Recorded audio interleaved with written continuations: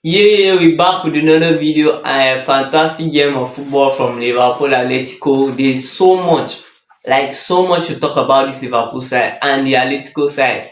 And I'm really very happy I choose to watch that particular game because for me that's almost the best game of the Champions League group this first week. And I'm gonna make a video about that after I finish watching the matches today. Liverpool getting the win 3 points thanks to a header from Van Dijk, and that's fantastic. Like they are really getting late winners these past few days, and that's good. A winning team just knows how to win, knows how to play the ball well, and knows how to make sure they keep the 3 points. That's impeccable. Cause we can see Liverpool not playing the best of football, but it doesn't mean they won't improve in time. Imagine they come and improve and know how to play the best of football. They will kill teams. Don't get me wrong, Liverpool were the more dominant team. But but Atletico Madrid showed big signs after going 2-0 down, controlling the tempo, moving ball, making attacks. That's incredible. Not being shaken by the field. Let's not forget the game was played in Anfield and everything. But the first person I'm going to comment very well that I think people might not know is Frimpong. Frimpong is incredible. Frimpong has one of the best of the ball movement, better than Arnold zone. Like Frimpong helps you open up spaces. Anytime Frimpong makes a run, spaces are opening because of how fast he is, how intense he is to get behind the defenders. And if you don't track that run, they can actually give him the ball. We know he's also good attackingly wise. So it's just amazing. Every time Frimpong makes a run, things are opening up. Every time Frimpong does something, things are happening. He might not be able to cross the ball so well or take shots from outside that well, but he knows how to make good off the ball movements, and his recoveries is incredible. People say that Frimpong cannot defend, blah blah blah blah blah blah, but this guy recoveries is incredible, especially covering up after he has left, and I think that's based on his speed, but it's just incredible.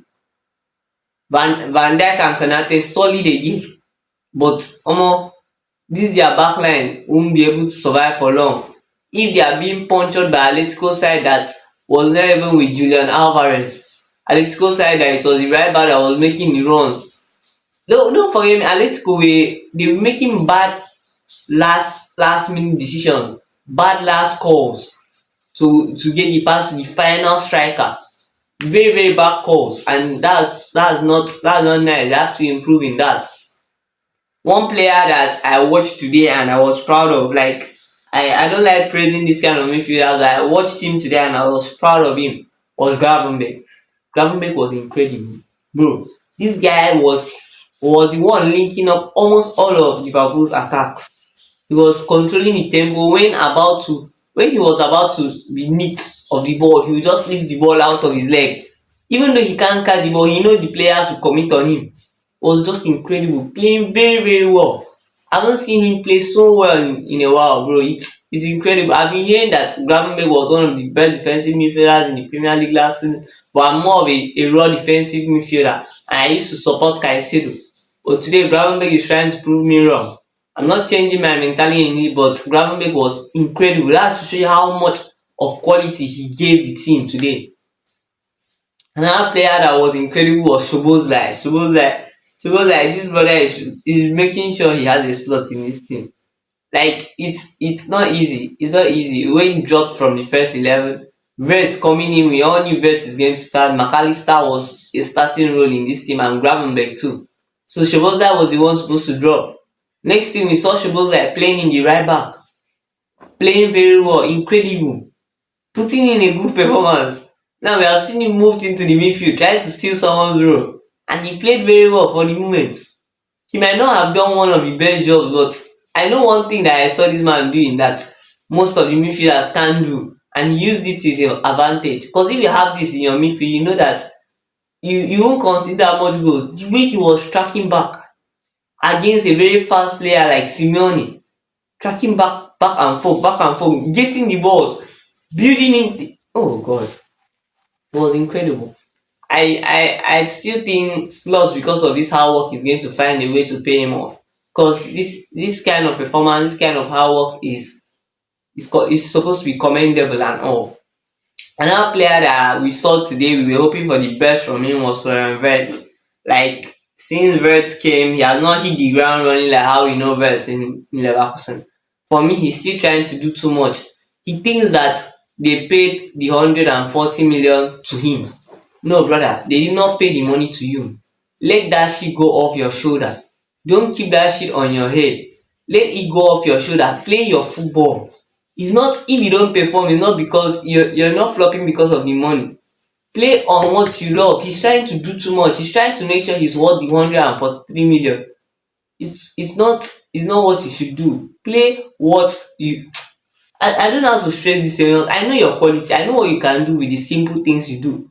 From the simple things, you'll be able to shoot out too. This is the same thing that was happening to Kylian Mbappe.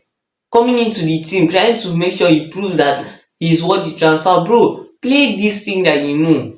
I don't know if players are allowed to look at rumors and things that they say in the media. But if I was a player, a professional player, I would just keep that shit aside. Apart from the ones I'm being faced with real life, the ones that they are being talked to in my face, I'll switch off my notifications for my phones. I won't let my phone get to me. My TVs, I won't let them get to me. I'll just be playing on what I know, and that's just the point. Because there are some players that are not reliable to this pressure thing, and we all understand that. But he had a better game, but still I could see quality of having one of the best games. He got through the keeper once like that. He never even still want to score. That's to show you that he's never even that kind of player. He still wanted to give the assist to Frimpong. But when Frimpong came to smash the ball into the net, he missed the ball. Like it was, and we all know him and Frimpong are from Bayern Leverkusen, so they have this chemistry. That's incredible, incredible for him. A player that I don't also like today, but I'm going to talk about him. Like many players today have really, really showed me something. Even in the Bayern side, Olise showing me in the other hand. It's Gapo. I know Gapo is not that kind of striker that runs at players, but I like those kind of strikers. I don't like strikers that turn. Wingers per se. Turn. What are you turning for, brother? Take that man on, beat him. Do that. But the funny thing is that those ones that turn are the hardest to mark. If you're a defender, you know. Maybe that's why I don't like them. If they turn before you get the ball from them, bro, your match rating is reducing. You won't see because as a defender, the things that makes you stand out, if you're not with the ball, is the tackles, is the recoveries. Then imagine your team is not with the ball and you can't even make a tackle. You can't last because of frustration, you end up fouling people. That's what's gonna happen. So like I saw Gapo doing that. He could not lose the ball. Even in tight situations, he was making sure to leave the ball, nick the ball to his players. He was making sure he does not lose the ball. And that's incredible from a player. Trying not to lose the ball no matter the situation. So I have to give him a shout out for it. But I think he should just at least try running at players a bit. If he did that a bit, that defense would have been more shaky. More shaky. Today I did not expect Alexander Isak to start, but we saw him starting. Obviously, we knew he was not going to finish the game. We knew he was not going to finish the game because Ekitike has been on good form. Ekitike has been showing us, bro, you won't come into this team and just get a pass. You have to work your way in. And even when Isak started, we all knew he's going to go out at least in the 60 minutes. Like he went out in the 57 to 58 minute or so, but he gave a good performance. His link up will be incredible. Like the way I'm seeing Isak is going to enjoy the vert, the Salah and the Frimpong ways. Because he's more of a player that likes to lay off to people, running behind, like make movements with players and get the shot off. He just enjoy that kind of football and everything. And that's why I think he's going to enjoy it more in Liverpool. We also saw Ekitike coming in, brother. This Ekitike guy is also amazing. I don't know whether I should tell Liverpool because I don't think when Salah goes for AFCON, I think they should just play two strikers. Like they can afford to do this. They can afford to God. Like it's incredible. They can afford to actually play two strikers. They have enough midfielders. I don't know if you get me. I don't want to stress myself enough to be explaining to you. The coach should know what to do. He should do. And that's incredible. And the almighty best player on the pitch today, I don't care about who got the man of the match was Mohamed Salah. Bro, Salah was amazing.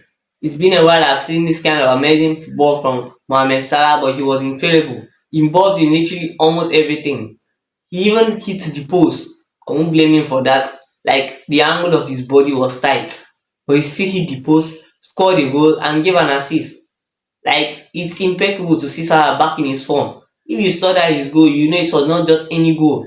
For a short man able to enter in between three players, hold him up, and get the shot out into the back of the net was just incredible. We all know Salah is a very, very great player. I hope he does not diminish like Vinicius Junior. There are a few players I have to touch in the Atletico side that were incredible.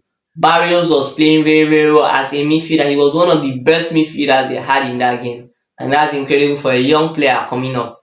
Another player is Marco Llorente.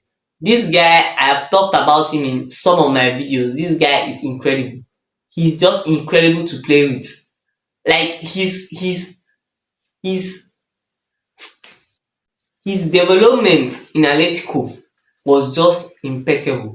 From him, because I follow the player a lot, he was a Madrid player. So his development was just incredible. Like, and now he's going to be one of the best right backs. You saw him scoring two goals. The last match, you saw him giving an assist. A match before that, I thought he scored a goal. This guy is just he's playing with passion, and that's what we need. And another thing is the way Simeone subs his team sometimes.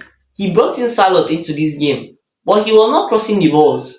I don't know whether he was afraid that Van Dijk and Konate will tall, but you just need to cross those balls. It does not matter whether they have tall defenders. The ball might not actually end up in the leg part of the body. It might like Salot is an aerial threat. So when you bring on a player like that, you need to cross in the balls. You don't have Alvarez. Especially when you have other players like Griezmann that can make good deliveries into the box. I expected more from that. Crossing into the box at least in the ending part of the game to secure a goal.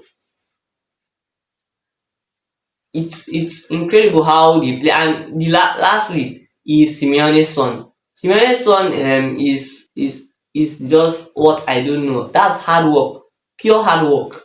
Pure hard work. We don't see a lot of that in football right now, but he's just pure hard work. I can't stress much about him. Just go and take a look.